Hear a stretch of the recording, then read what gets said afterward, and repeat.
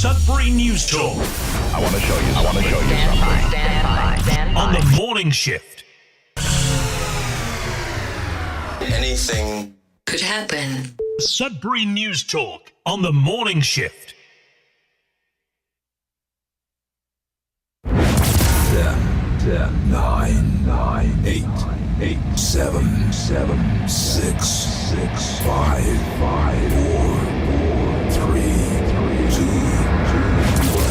1. All systems go. You're listening to Sudbury News Talk. I want to show you something. Stand by. On the morning shift. anything could happen. Sudbury News Talk on the morning shift.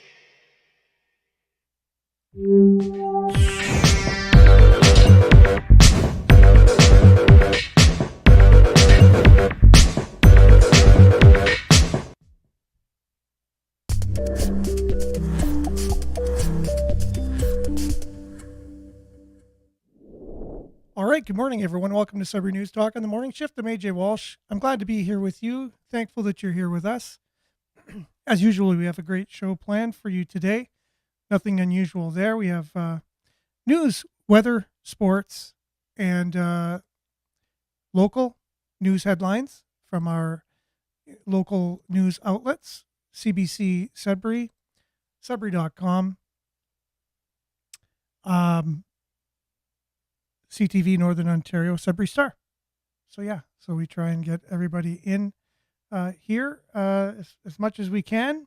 A little deep dive into what would be deemed as the idea of what we can say and what we can't say publicly, you know, and how this has been changing over the course of the little recent history, basically.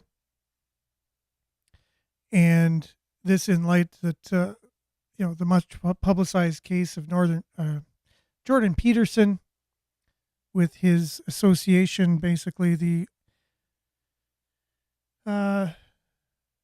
Psychologists of Ontario, basically the College of Psychologists of Ontario.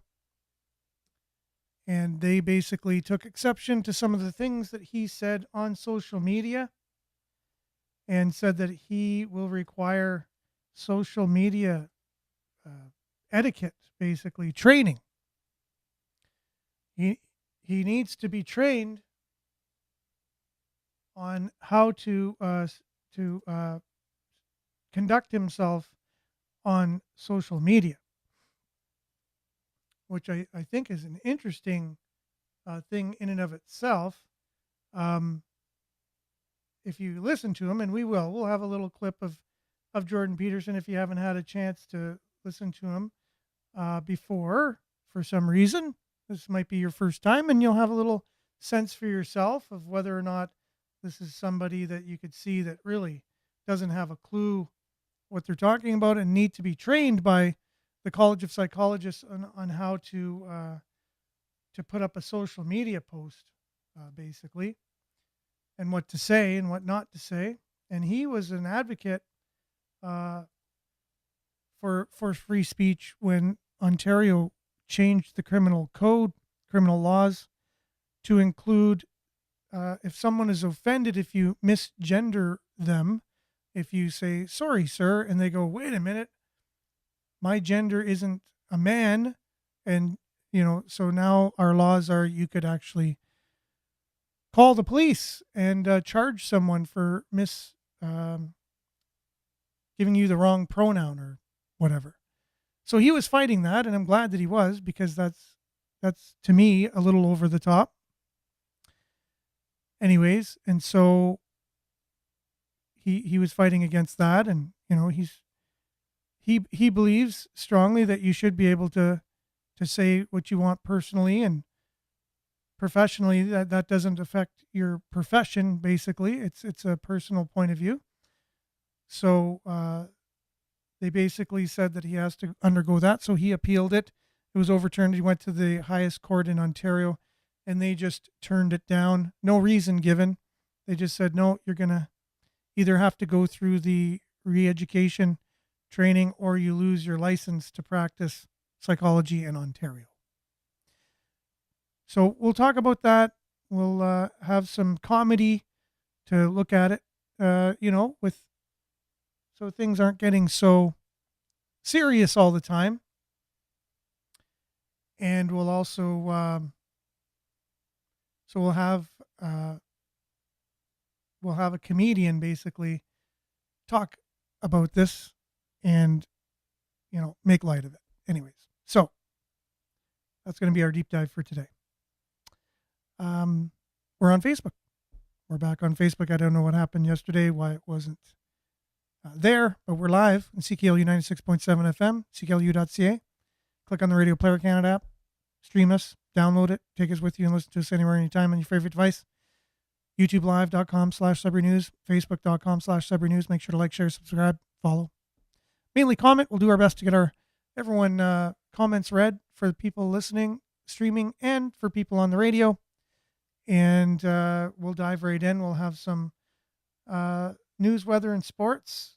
And we'll be back at you right after this. Stay tuned. It's going to be a great show.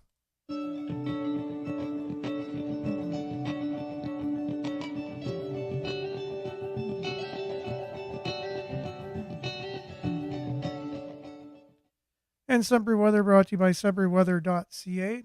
As usual, currently it is minus 18 out there, but it feels like minus 22. And if you're out there, you know that's what it feels like. Today, mainly cloudy with a 30% chance of flurries early in the morning, clearing in the morning, wind moderate. Wind chill will be minus 23 in the morning, minus 16 in the afternoon. Tonight, clear. Same mild wind, low of minus 24. Wind chill minus 20 in the evening and minus 31 overnight. Friday, sunny. Becoming a mix of sun and cloud in the morning. Of course, remember I said if it says totally sunny, it's not going to be sunny all day. There's going to be clouds. That's just the world we live in today.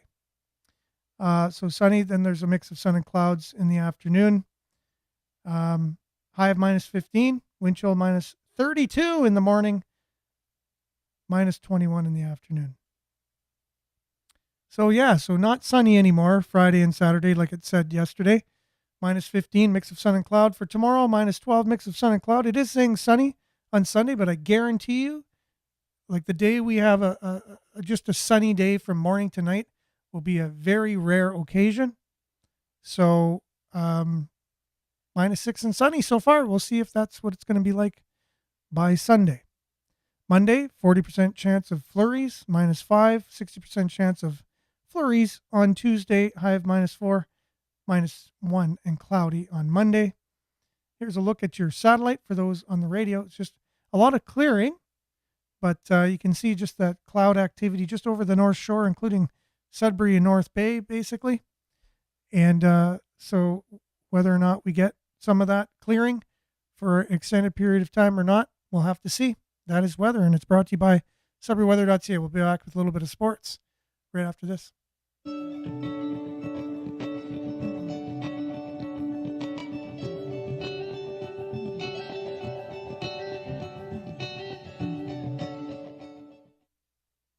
All right, sports it is.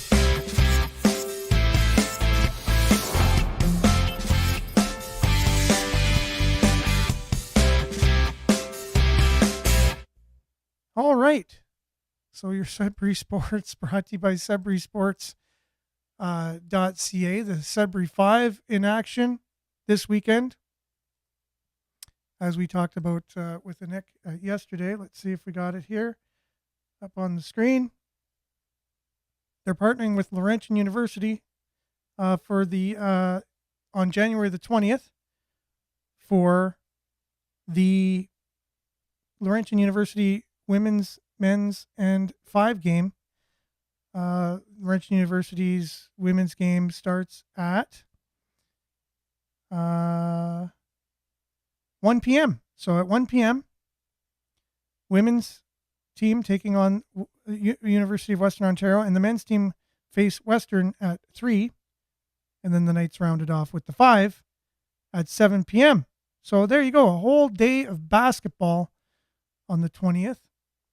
And then the Sudbury Wolves are in action tonight in Barrie. You can catch that game right here on CKLU 96.7 FM. And then Erie comes to town on Friday.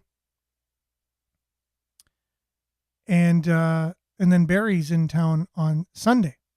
So Barrie tonight, catch the game right here on CKLU 96.7 FM. You can get your tickets for Friday's game against Erie. Going to be a great game there. And also Sunday against the Barrie Colts. We'll have more on that, more details on that tomorrow as we give you the score from tonight's game that you can catch right here. Or a lot of times they're on Eastlink as well if you want to watch. That's your Sudbury Sports, brought to you by SudburySports.ca. We'll be back. News headlines and more. Your comments. Stay tuned. We'll be back right after this.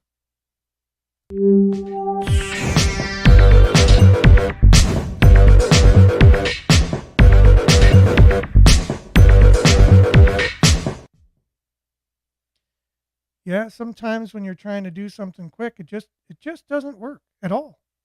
It does not work, but it is what it is, and we're back. We're trying to manage everything here, and so far so good. Managed. I'm trying to queue up what we're going to be doing later on, getting all the videos ready. But let's see who's joining us. A lot of people this morning. Wow. Let's see. Judy, first to the Facebook party. Good morning. Thanks for joining us. Denise is on YouTube. Good morning from Espanola and sharing a link with us. So make sure to check that out.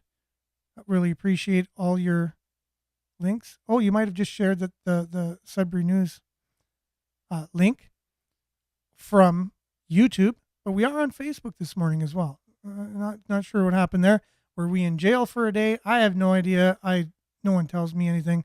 I'm always the last to know. Good morning. This is Belinda. Be nice to people. Maybe it'll be unappreciated and reciprocated or ignored, but spread your love anyways. We rise by lifting others. And that is so true. Definitely true. Sometimes you need to know boundaries from toxic people, however. That's one thing. You just have to have boundaries. You can still be pleasant and nice and uplifting, but you don't have to be a doormat for people as well, right? So something to just keep in mind. Good morning, Maurice. Thanks for joining us. Marianne, good morning. Everyone from Barrie liked and shared as usual. Appreciate that. Morning from Espanola on Facebook. And now you made the transition. Good morning, David. Thanks for coming back. I know you were with us the other day as well. Thanks for chiming in this morning. Hope you're doing well these days.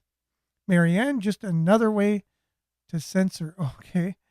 Good morning from Collingwood. That's Liette. As usual, thanks, Liette. Marianne. So I'm waiting on someone to identify as new PM of the country. Oh, okay.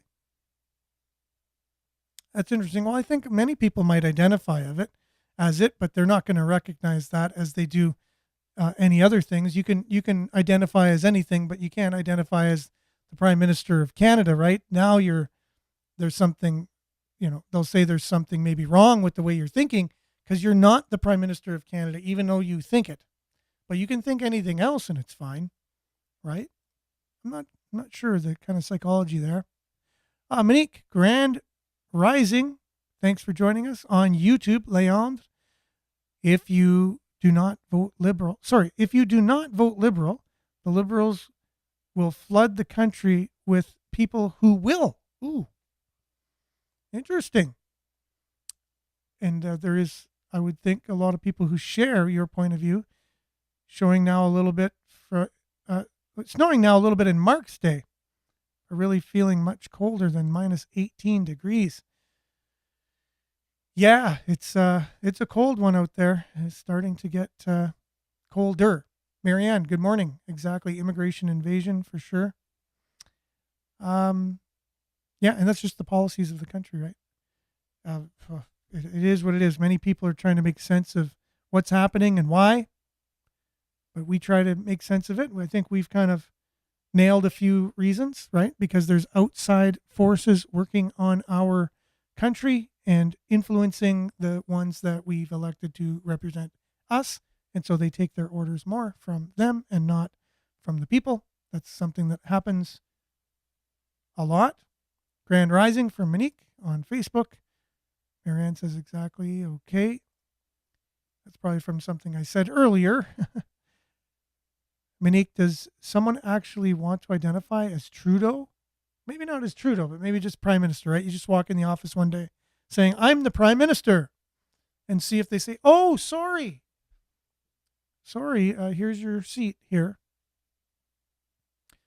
They'd probably send security for you.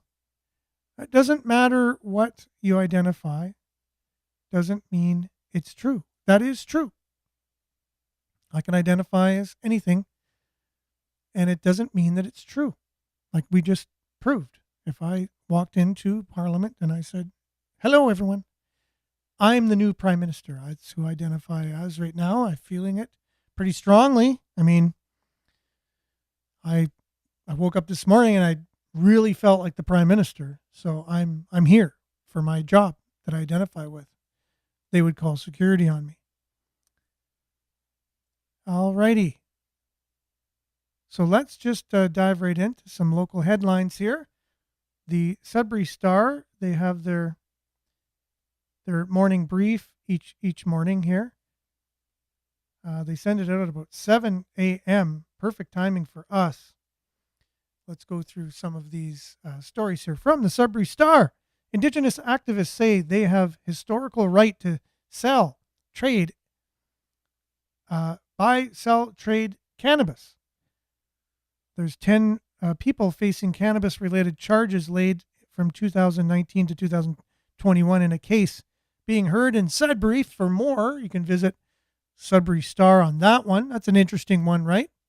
So do Indigenous people have the right to buy, sell, trade cannabis outside the limits of the law? So, yeah, I'm not sure where you stand on that, but it's something that would need to be discussed because there could be some truth to that.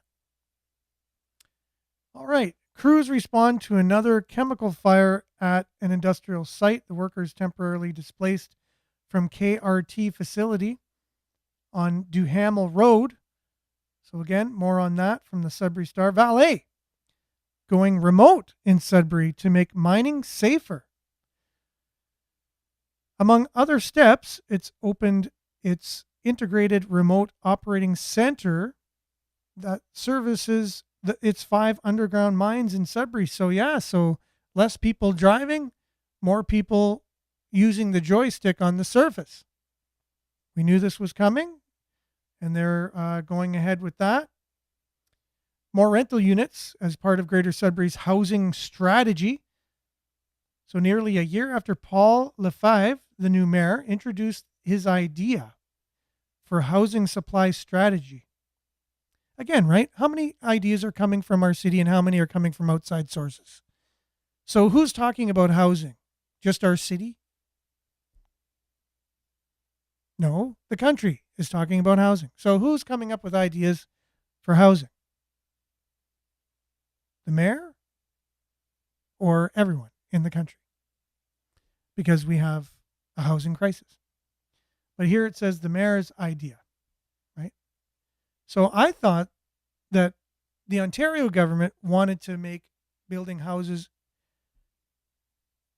a lot easier and build a lot of them. So they all have goals. The federal government has goals. The provincial government has goals. Well, where are these buildings being built? They're being built in cities. So how did our mayor come up with the idea of building lots of houses? I don't know how that's true. Obviously, he didn't. In fact, he was given more powers from the province, so that way he can kibosh any red tape from anybody to not stand in the way of building more houses, right? So nearly a year after Paul Lefebvre introduced his idea for a housing supply strategy, staff presented their vision this week. So you got the mayor's vision, the staff's vision, with a first draft. Council asked staff to develop a strategy last year as part of a broader vision to grow the city's population to 200,000 over the next 20 years. Well, surprise, surprise, it's probably already there. Staff said during Tuesday's council meeting, a housing supply strategy that encourages thoughtful, targeted, and sustainable residential development is part of a broader vision to grow the city's population and local economy. Would you ever stop to think there's a housing crisis because we already have more people here? Have you ever stopped to think that? We always had enough houses, enough apartments. Never been a problem. But now it is. That's because there's more people here. Just take the bus. Just get on the bus one day and see, like we talked about earlier. So I don't know. So now we're going to make a plan to do something that's already done to make more housing for the people that actually can't get houses. We don't need to build the population anymore. It's already there. I don't know what it is. It must have something to do with funding or something that we don't really know the population of our city, the actual population. If you take into account all of the students, the international students that we have here, that's part of our population while they're here. A lot of them are here more than 4 years.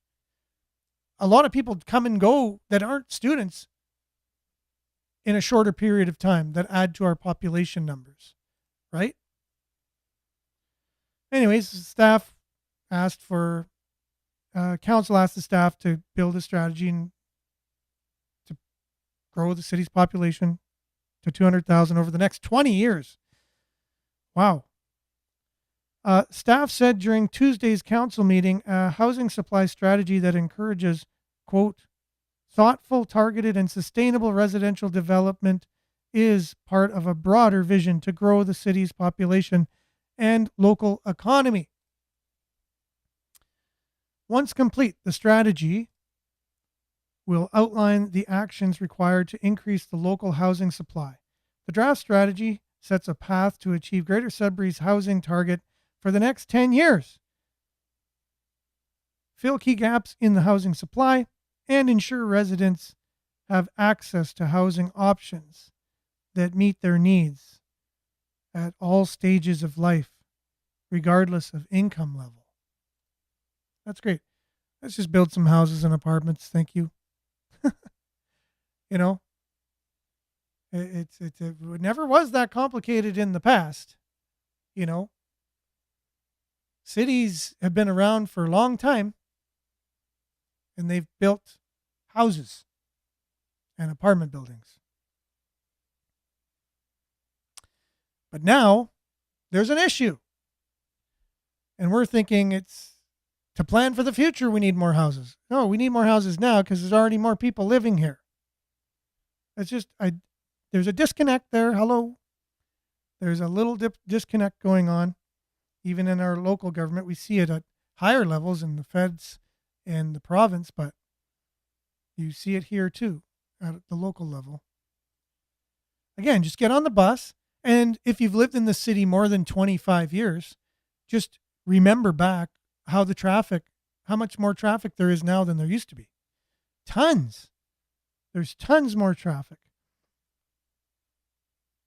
And look at all the growth we've had, right? 25 years ago. Look at Costco, all the box stores we have here. You know, they wouldn't be here if the population wasn't, if 2 Walmarts, I don't know how many Canadian Tires, you know, how many A&Ws now in the city, you know. These kind of things don't go forward unless there's growth in a city. They just say, no, there's enough of our services already there, you know. So it's been growing. But when you see the actual StatsCan numbers, they're lower, and I don't know why. And there was some glitches when the last numbers came out. One paper was saying one thing, another one was saying another thing. Very contradictory. So I don't know what was going on there. I don't know why it's an issue. I don't know why we can't just know how many people are living here. You know, doesn't make any sense. Okay, so that's from Sudbury Star. Let's visit Sudbury.com for a bit. Oh, wait here. The Sudbury connection to a conspiracy-laden Highway 11 sign. That's interesting. If you've driven south on Highway 11 near Aurelia, well, that's not to do with Sudbury, but a little to the south of us, you may have noticed a large sign on the side of the roadway accusing a long list of lawyers, judges, law enforcement, and lenders of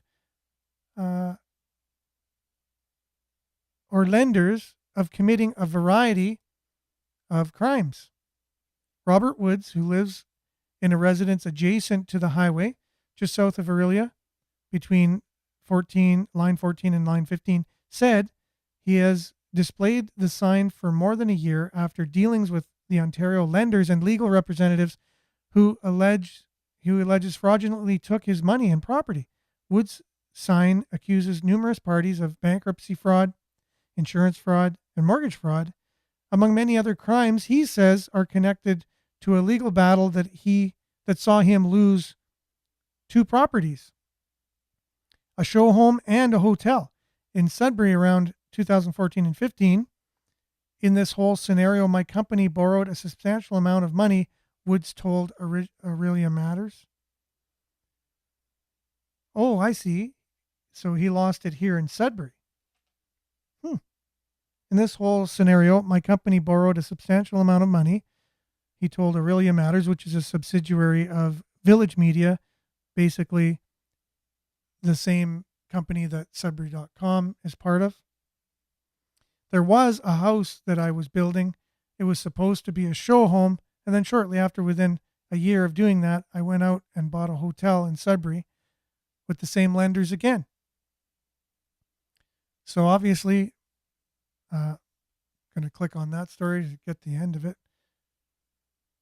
So let's see. Woods said his lenders took large sums of money from him, alleging they threatened him, putting him in a compromised financial position, ultimately leading to the loss of his properties. He also alleges several lawyers and judges colluded to allow his properties to be taken illegally and without the proper paperwork in place. I want it all back because they took it illegally, he said. Since displaying the sign on the side of the road, one of the province's busiest highways, Woods said he has been visited by officials from the Bylaw Department, Ontario Provincial Police, who say the sign goes against township bylaws.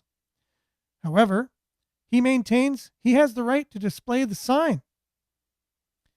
So the manager of the township's municipal law division in Aurelia, or the area, told Aurelia Matters that the sign is not illegally displayed, and he confirmed township staff have spoken with Woods. The sign is in contravention of the sound. The sign is in contravention of the township's sign bylaw, meaning it is not legally displayed. Okay, so it's not legally displayed. Municipal law staff have had conversations in the past with the resident who put up the sign. Given the sensitive nature of messaging on the sign, the township has attempted to take an approach of understanding, while also appreciating concerns raised by surrounding residents and neighbors. Now, what I'm wondering is, what would the concerns be of the surrounding residents and neighbors? Are these people they know? Like, is it offensive to them that this person has a beef with these people on the sign? I don't know.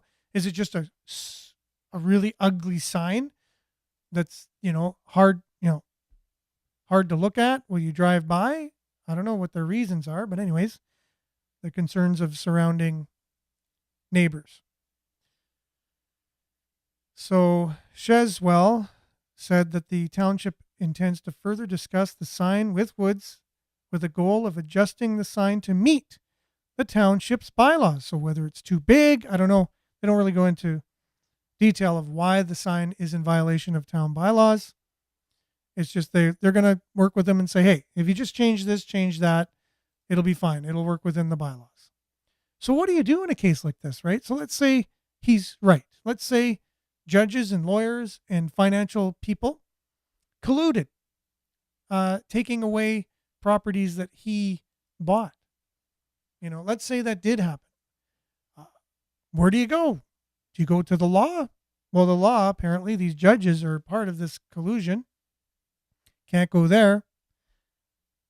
So you just have a couple avenues, right? You have your own, whatever you can control. He has a property that's on a main highway. So he used his property and he used what he could to show, I have a sign that I'm going to put up there just to inform everyone, right? And then media.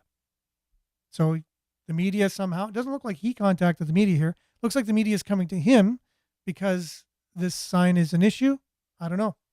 Either way, he only has media and this sign that's on the side of the highway on a property that he owns.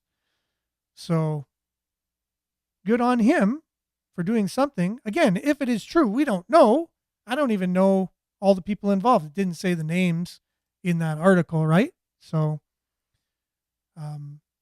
yeah. So for more on that, you can visit Sudbury.com. They have it on the morning segment. So with that, yeah. So freedom of speech, right? And I guess sticking with the whole property thing, accelerated movement on sale of a piece of Laurentian property. The province is now making progress in an accelerated fashion on the purchase of one piece of unidentified Laurentian University property as part of the university's plan of arrangement following the late 2022 exit from insolvency or bankruptcy. This is the latest news from Laurentian University administrators who were asked during the January 16th LU Senate meeting about the status of land sales to the province, right? This is part of their paying back, something at least as part of the bankruptcy. They have to sell off land that they're not really using for school purposes. Some of their assets, let's say. So they're accelerating this. Administrators said the province is hoping to complete this transition by this year's end, year end, which is March 31st. Sudbury.com reached out to Laurentian University to ask exactly which property is being referred to during the meeting. In response, the university communications staff said in an email, the property in question has not yet been identified publicly.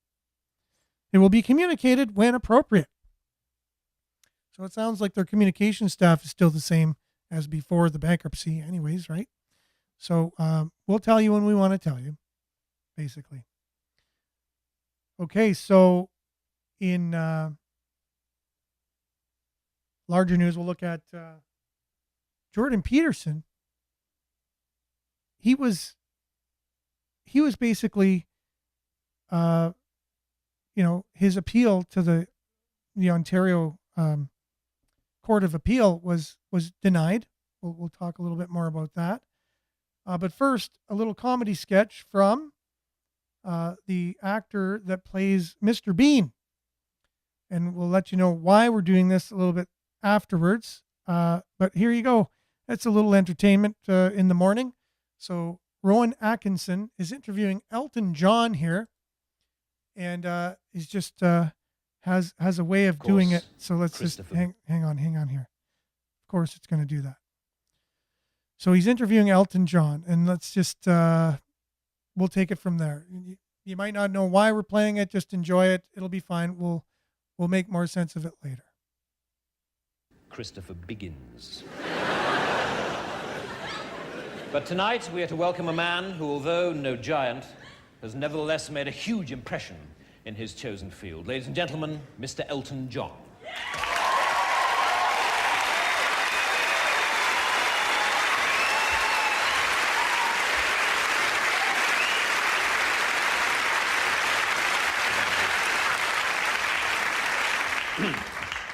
Elton, do you mind if I call you Elton? No, it's fine. Good. Well, Elton. I'm sure the first question that everybody would like to ask you is this. Funny name, Elton. How did you come by it? Well, I used to be in a band, and I wanted to become a singer in my own right, and I wanted to choose a name, and the saxophone player in the band was called Elton, so I chose that name. Did you ever consider John Elton?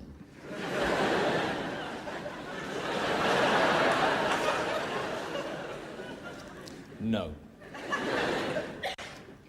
You didn't? Okay. Right, well, let's start with those early albums, then. One of which I believe was called simply Elton John. Yes, that's correct. And you didn't feel awkward with the name at all? No. You didn't feel that people might say, wait a minute, they mean John Elton. They've cocked up the record sleeve and printed the bloody name the wrong way around. You didn't think that? No, I thought it sounded great, and, you know, I thought people would be more interested in the music rather than the name.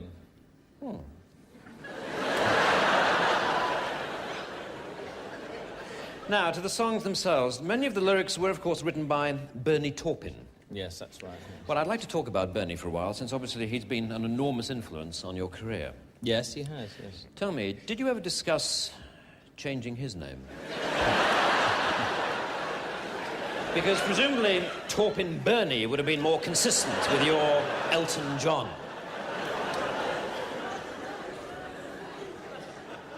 Look, do you want to talk about the old songs or not?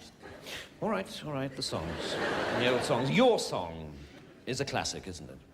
Yeah, it's quite popular, yes. Well, there is a verse in that song in which, talking about the eyes of the person that the song is about, you sing, "Excuse me for asking, these things I do. You see, I've forgotten if they're green or they're blue." Yes. What I'd like to know is this. Is it this sort of chronic forgetfulness that led you to forget that Elton is not, in fact, a Christian name at all? It is a surname. And not a very attractive one at that.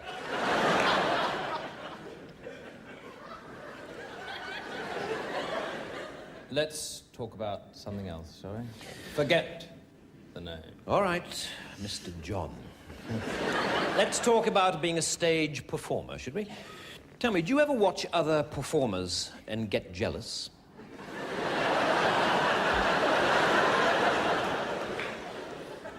I'm not sure I follow you there. I mean, jealous of what? Well, for instance, Ben Elton.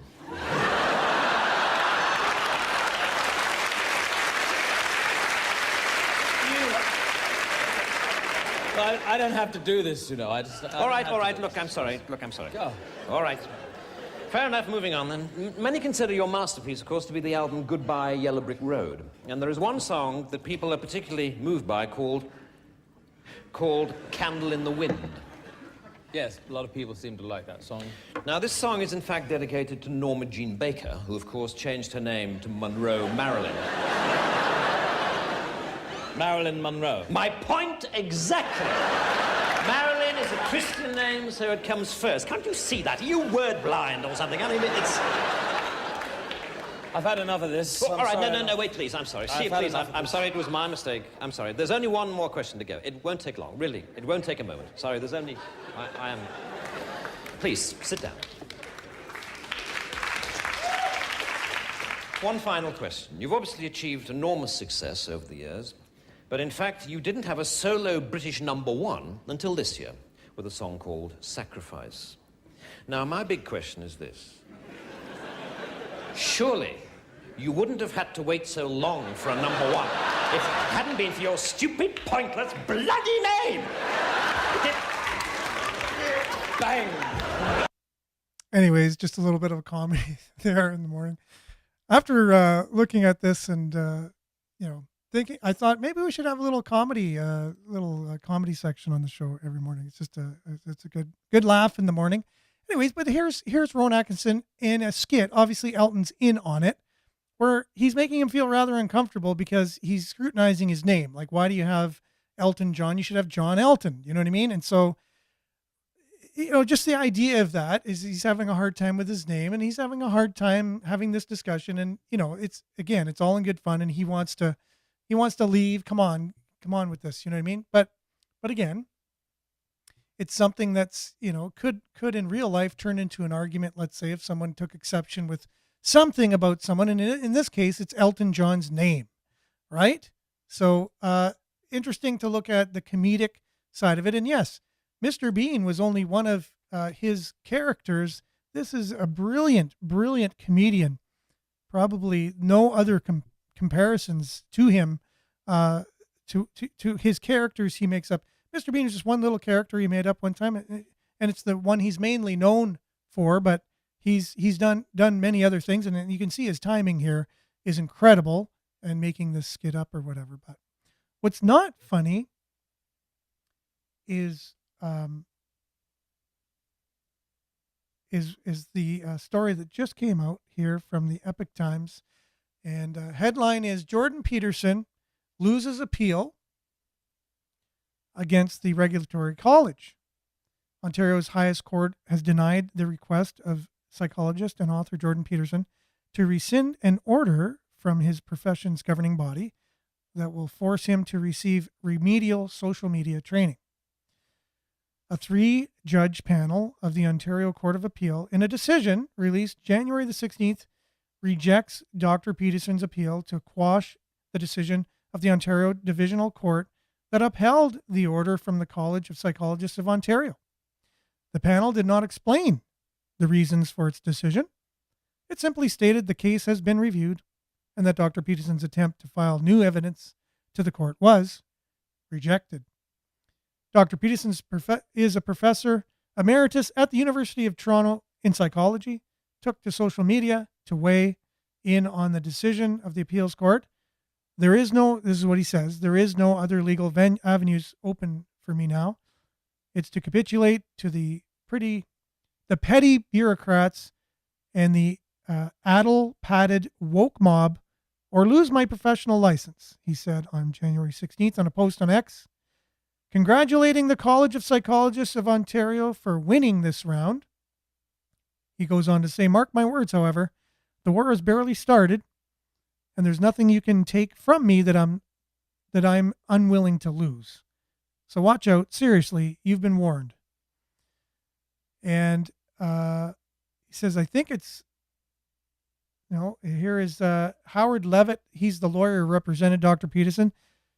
Said he was surprised the court did not make clear to what extent professional regulatory bodies can police members' speech, especially given the amount of media attention this case has received worldwide. I think it's going to be a license to regulatory bodies to be more aggressive, he told the National Post. Is there free speech in Canada, he questions?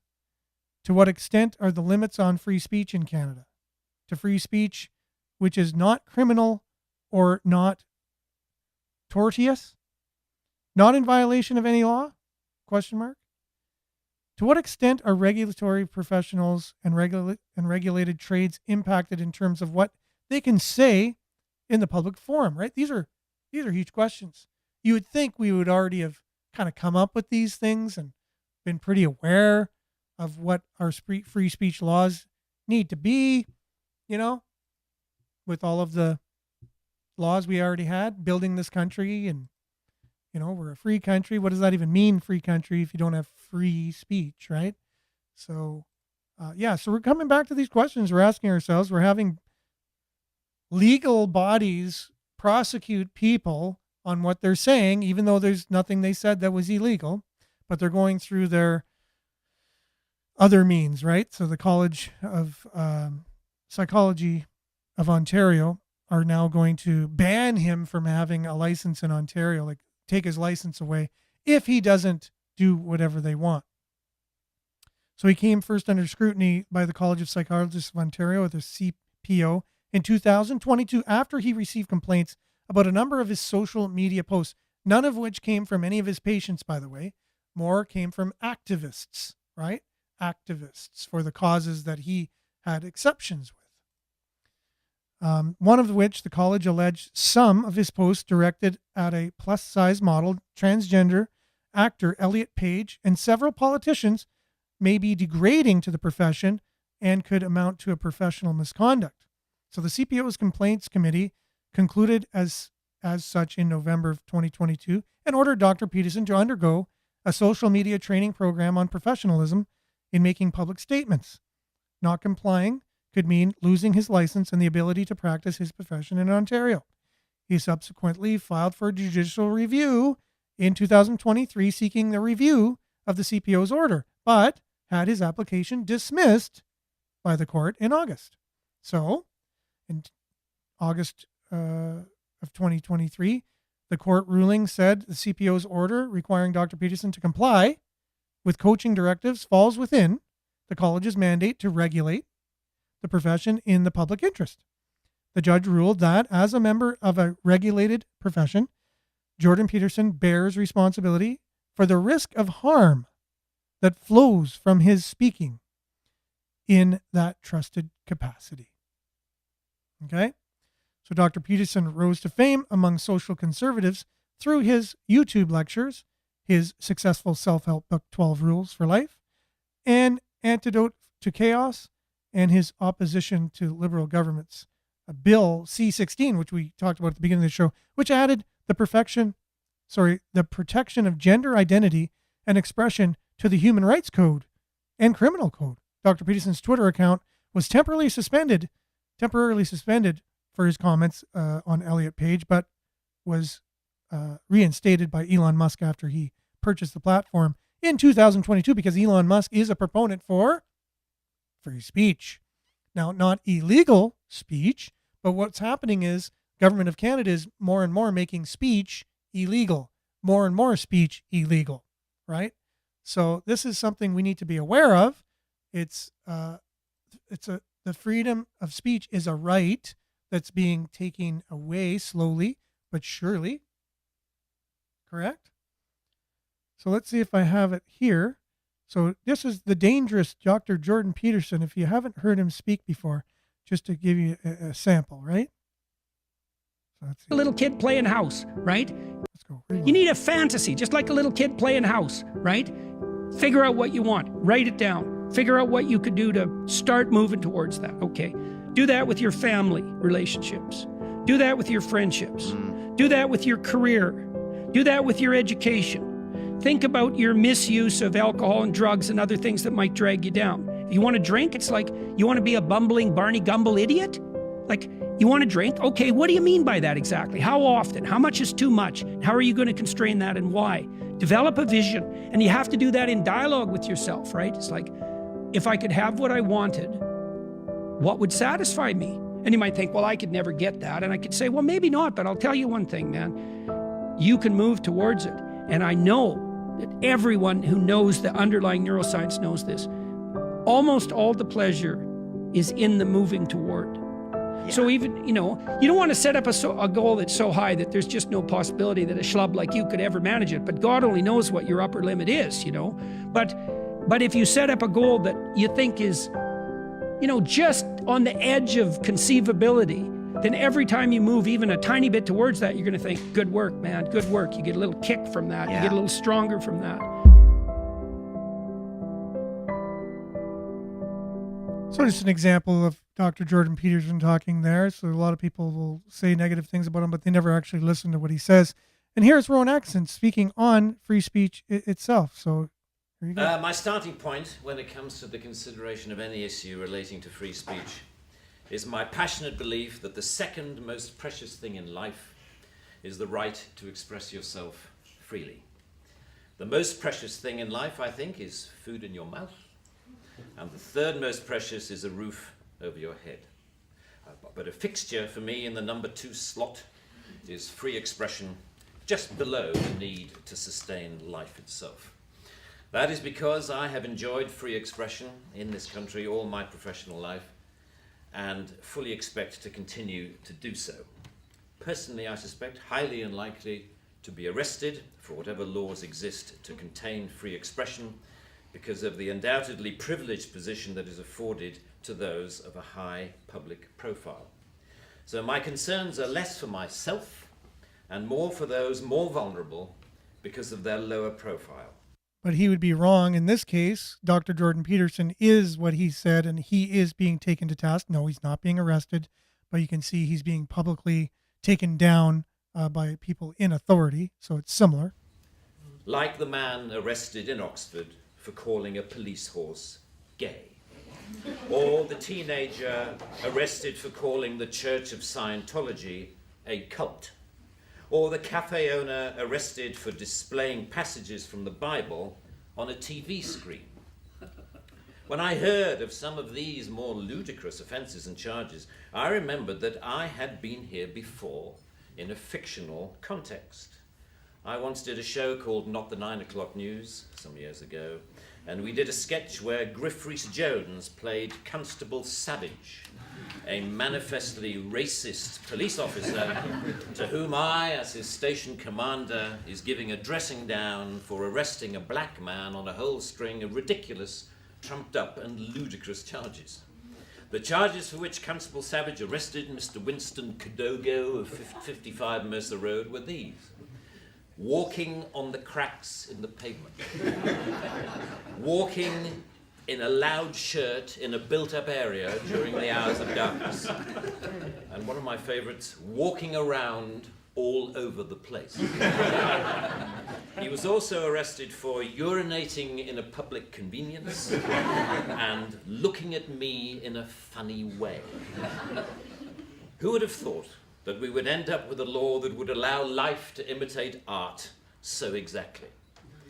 I read somewhere a defender of the status quo claiming that the fact that the gay horse case was dropped after the arrested man refused to pay the fine, and that the Scientology case was also dropped at some point during the court process, was proof that the law was working well, ignoring the fact that the only reason these cases were dropped was because of the publicity that they had attracted. The police sensed that ridicule was just... And again, not true in this case, correct? So we're seeing this one kind of going over a threshold with Jordan Peterson, where he's saying these ones were at least saw in the court of law that these were ridiculous, and so, but now we're getting to a different point. Just around the corner and withdrew their actions. But what about the thousands of other cases that did not enjoy the oxygen of publicity, that weren't quite ludicrous enough to attract media attention? Even for those actions that were withdrawn, people were arrested, questioned, taken to court, and then released. You know, that isn't a law working properly. That is censoriousness of the most intimidating kind, guaranteed to have, as Lord Deer says, a chilling effect on free expression and free protest. Parliament's Joint Committee on Human Rights summarised, as you may know, this whole issue very well by saying, while arresting a protester for using threatening or abusive speech may, depending on the circumstances, be a proportionate response, we do not think that language or behaviour that is merely insulting should ever be criminalised in this way. The clear problem with the outlawing of insult is that too many things can be interpreted as such. Criticism is easily construed as insult by certain parties. Ridicule easily construed as insult. Sarcasm, unfavourable comparison, merely stating an alternative point of view to the orthodoxy can be interpreted as insult. And because so many things can be interpreted as insult, it is hardly surprising that so many things have been, as the examples I talked about earlier show. Although the law under discussion has been on the statute book for over 25 years, it is indicative of a culture that has taken hold of the programs of successive governments, that with the reasonable and well-intentioned ambition to contain obnoxious elements in society, has created a society of an extraordinarily authoritarian and controlling nature. That is what you might call the new intolerance, a new but intense desire to gag uncomfortable voices of dissent. I am not intolerant, say many people, say many softly spoken, highly educated, liberal-minded people. I'm only intolerant of intolerance. And people tend to nod sagely and say, oh yes, wise words, wise words. And yet if you think about this supposedly inarguable statement for longer than 5 seconds, you realize that all it is advocating is the replacement of one kind of intolerance with another, which to me doesn't represent any kind of progress at all. Underlying prejudices, injustices, or resentments are not addressed by arresting people.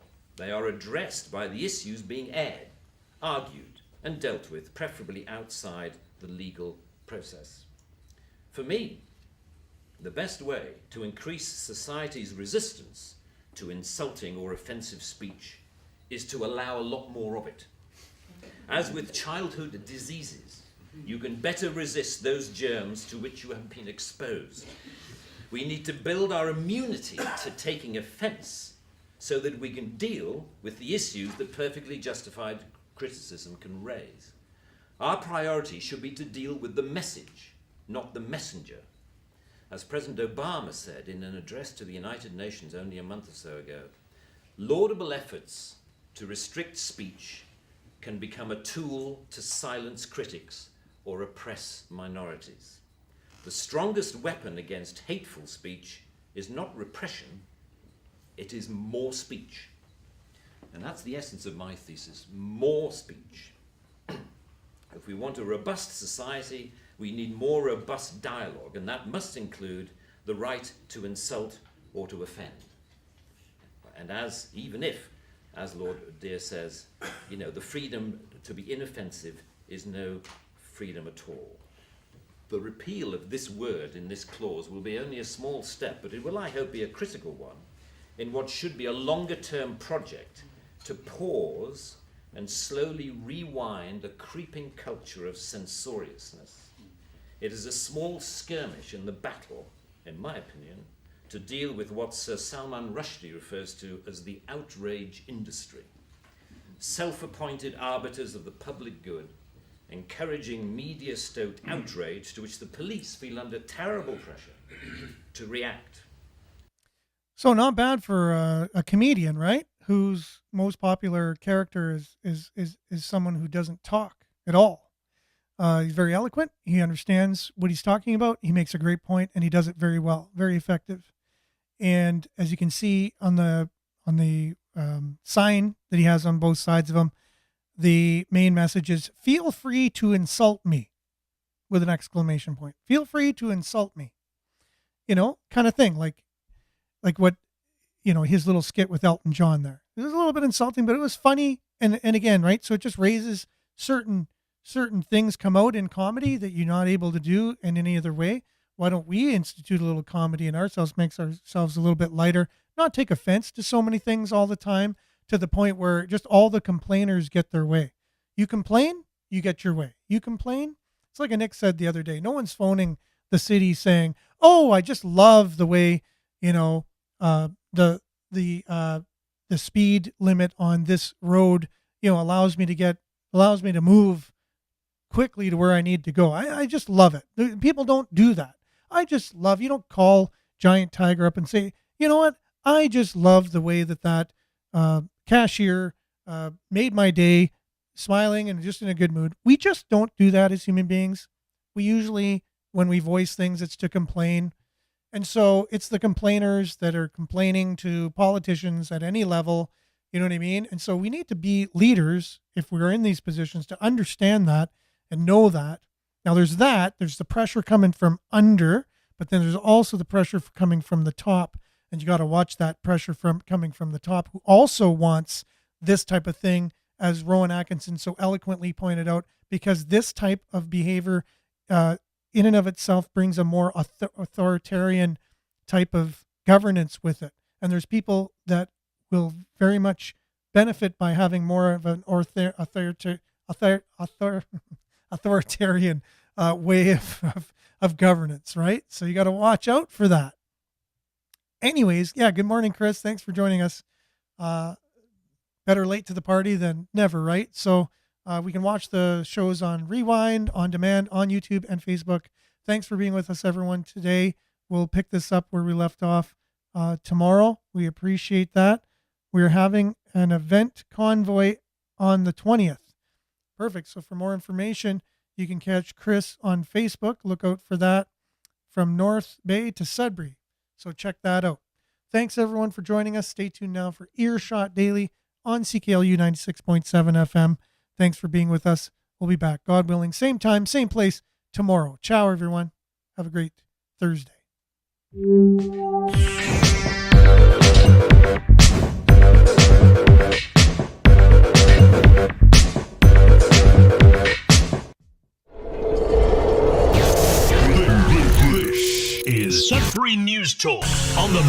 Shift.